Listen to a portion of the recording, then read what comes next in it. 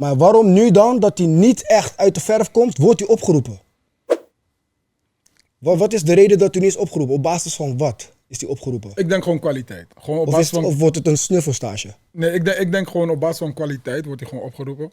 Maar Want hij is wel echt... Bro, kijk, iedereen weet hij is gewoon een goede voetballer. een goede voetballer. Super goede spits ook. Maar, Snap oké. je? Maar levert hij, oké. Kijk, daarom zeg ik, snap je? Kijk, je gaat hem niet meenemen als de eerste spits. Oké.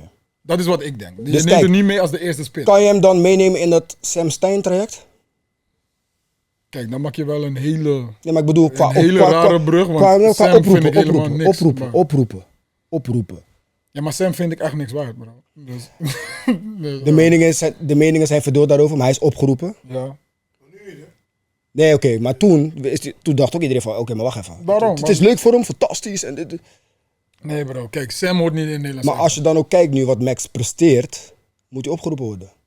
Kijk...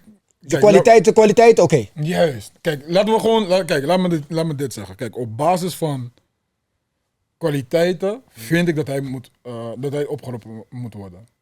Maar op basis van eerlijk vind ik het niet.